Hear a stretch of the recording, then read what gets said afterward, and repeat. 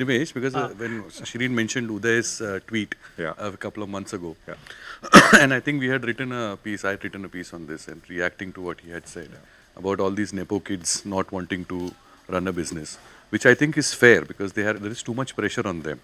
And we have there is an opportunity, like Shireen said, for policymakers also to review that what is the incentive on capital versus what is the incentive for effort.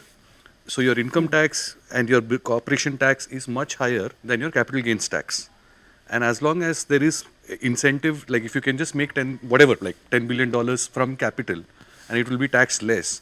But the same thing you have to do as a business, then you'll be taxed more, there is a lot more effort, there's a lot more anxiety, and you are carrying the weight of your family name on your shoulder. So your margin for error is much less.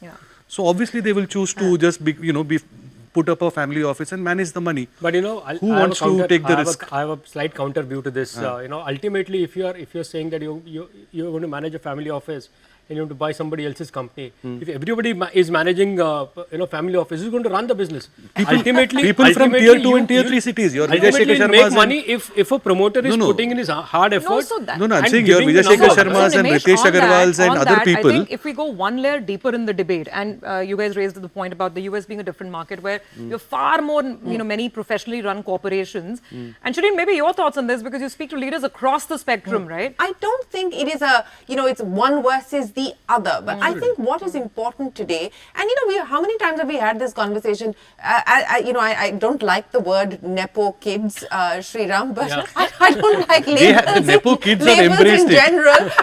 but I just feel like there was always this thing that what's the big deal? You're the son of the promoter, so now you've become the CEO and so on and so forth. It was always looked at with a little bit of sort of like, I wouldn't say disdain, but it was looked at, okay, what's the big deal that you've done? And now, if that person is turning around, the kid is turning around and saying, I don't want to do what my father and my grandfather and so on and so forth have done. I'd much rather either turn entrepreneur and do something completely different from what the family business is, or, run a family office or whatever the case is.